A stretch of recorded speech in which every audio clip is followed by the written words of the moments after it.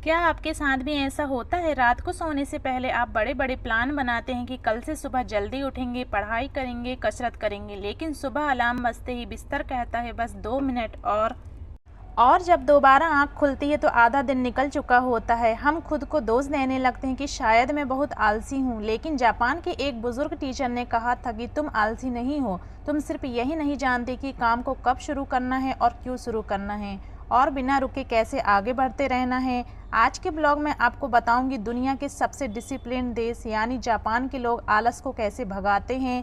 आज हम 5 ऐसे जापानी तरीकों की बात करेंगे जो बिना किसी मोटिवेशन के भी आपसे काम करवा लेंगे, इसलिए ब्लॉग को लास्ट तक ज़रूर देखें।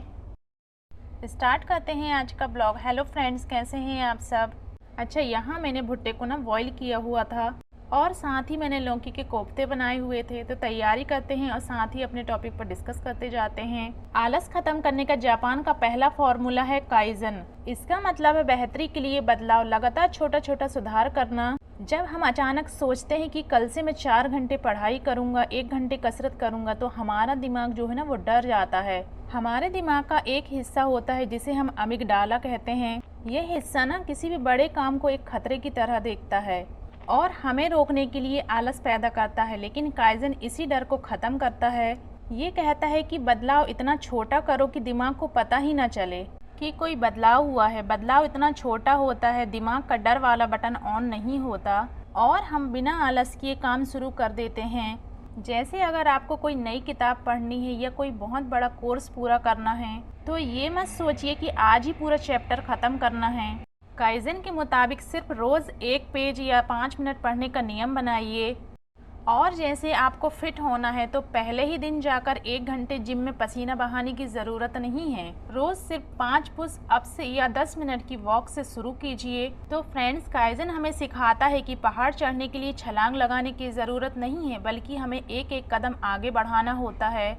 अपनी शुरुआत को इतना आसान बना दीजिए कि ना बोलने का कोई बहाना ही ना मिले। आज का छोटा सा एक कदम कल का बहुत बड़ा बदलाव बनेगा। दूसरा फॉर्मूला है द 5 मिनट रूल्स। यह नियम कहता है कि जब आपको किसी काम को शुरू करने से पहले ना आलस आ रहा हो तो खुद से एक छोटा सा झूठ बोलिए, मैं इस काम को सिर्फ 5 मिनट के लिए करूँगा या करूँगी, और मेरा मन नहीं करा तो मैं उस काम को उसी टाइम बंद कर दूँगा या कर दूँगी। इस नियम के पीछे इंसानी दिमाग का एक बहुत बड़ा सच छिपा हुआ है। कोई भी चीज़ तब तक रुकी रहती है जब तक उसे आगे बढ़ाने के लिए धक्का न दिया जाए। हमारा दिमाग भी बिल्कुल ऐसे ही है। काम करना मुश्किल नहीं होता, बस काम को शुरू करना मुश्किल होता है। जब हम सोचते हैं कि हमें 2 घंटे बैठकर पढ़ाई करना है या पूरे घर की सफाई करना है, तो हमारा दिमाग ना उस बड़े काम के बोझ से डर जाता है और तुरंत कल पर टालने का बहाना ढूंढ लेता है। लेकिन जब आप खुद से कहते हैं कि चलो 5 मिनट ही तो करना है, तो दिमाग को लगता है 5 मिनट सिर्फ छोटी सी बात है, चलो कर लेते हैं। और जैसे ही आप 5 मिनट के लिए किताब खोलकर बैठते हैं या लैपटॉप ऑन करते हैं, तो आपके दिमाग का जो डर है ना वो ख़त्म हो जाता है और आप उस काम के फ्लो में आ जाते हैं और फिर खुद ब खुद आपका दिमाग ना उस काम को आगे बढ़ाने लगता है। क्योंकि शुरू करना मुश्किल होता है, काम करना मुश्किल नहीं होता। तो फ्रेंड्स, इस रूल को जापानी लोग दिमाग को ट्रिक करने यानी चकमा देने के लिए इस्तेमाल करते हैं। तो अगली बार जब भी आपका मन कहे कि ये काम बाद में करेंगे, तो तुरंत अलार्म लगाइए और खुद से कहिए सिर्फ 5 मिनट, और ये 5 मिनट का धक्का आपके पूरे दिन को बदल सकता है। क्योंकि मंजिल पर पहुंचने के लिए पहला कदम उठाना बहुत ज़रूरी होता है।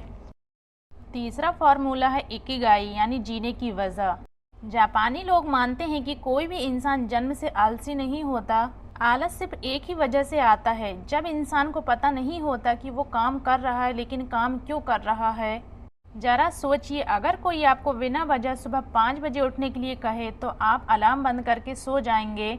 लेकिन अगर आपको उसी सुबह एक बहुत खूबसूरत ट्रिप पर जाना हो या आपको कोई इनाम मिलने वाला हो, तो आप बिना किसी अलार्म के खुशी खुशी उठ जाएंगे। ऐसा इसलिए होता है क्योंकि उस सुबह आपके पास उठने के लिए एक मजबूत वजह होती है, और इकिगाई आपकी लाइफ में ना उसी वजह को ढूंढने में मदद करता है। जैसे एक माँ सुबह उठकर पूरे घर के लिए खाना बनाती है और काम करती है, चाहे वो कितनी भी थकी हो, लेकिन वो आलस नहीं करती।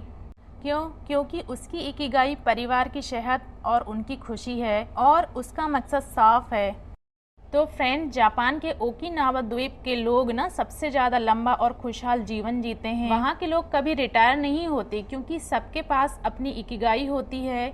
अगर आप भी सुबह उठकर थका हुआ या आलसी महसूस करते हैं तो मोटिवेशन ढूंढने के बजाय अपने अंदर झांक कर देखिए और अपने जीने की वजह यानी इकिगाई को ढूंढिए। जिस दिन आपको आपकी जीने की वजह मिल गई उस दिन आपके पास ना आलस आसपास भी नहीं भटकेगा। चौथा तरीका है टाइम बॉक्सिंग। यह नियम कहता है कि आप अपने काम को छोटे छोटे हिस्सों में बांट दीजिए। हमारा दिमाग एक मशीन की तरह है। जब हम लगातार 2 से 3 घंटे बगैर रुके काम करने की कोशिश करते हैं तो हमारे दिमाग की बैटरी धीरे धीरे डाउन होने लगती है और हमें थकान महसूस होती है, फोकस कम हो जाता है और काम को बीच में ही छोड़कर ना हम फ़ोन स्क्रॉल करने लगते हैं, जिसे हम आलस कहते हैं।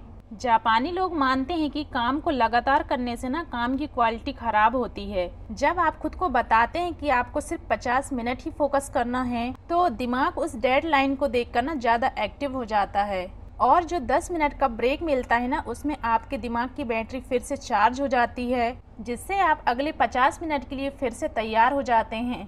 लेकिन इस 10 मिनट के ब्रेक में आपको फ़ोन नहीं छूना है, ना कि आपको रील्स देखना है, ना मैसेज चेक करना है, क्योंकि अगर आप मोबाइल चलाएंगे तो आपका दिमाग थकेगा, रिलैक्स नहीं होगा। तो आपको क्या करना है, अपनी कुर्सी से उठिए, थोड़ा सा टहल लीजिए या एक गिलास पानी पी लीजिए या सिर्फ अपनी आंखें बंद करके ना बैठ जाइए। तो फ्रेंड्स, बहुत से लोग ये सोचते हैं कि लगातार काम करना ही मेहनत है, लेकिन जापानी लोग स्मार्ट वर्क पर भरोसा करते हैं। लेकिन 50 से 10 वाला ये रूल है ना, ये आपके दिमाग को थकने नहीं देता और जब आपका दिमाग थकेगा नहीं तो वो आलस के बहाने नहीं ढूंढता। तो आज से ही लगातार कई घंटे काम करने की जिद छोड़िए और अपने टाइम को इस जापानी तरीके से बॉक्स करना शुरू कीजिए। 5वां तरीका है ओसोजी, जगह को साफ और सेट रखना।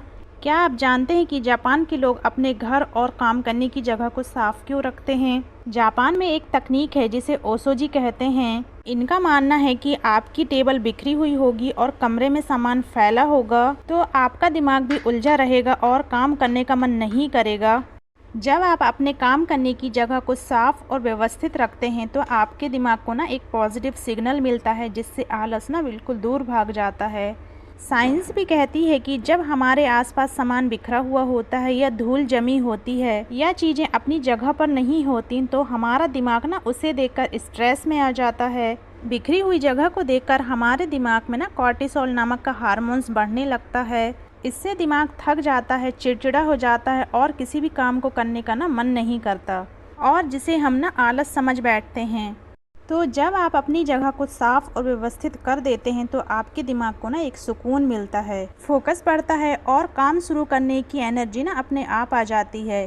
तो फ्रेंड्स, ओसोजी सिर्फ धूल मिट्टी साफ करने का नाम नहीं है, ये अपने दिमाग से आलस और कचरे को बाहर निकालने का तरीका है।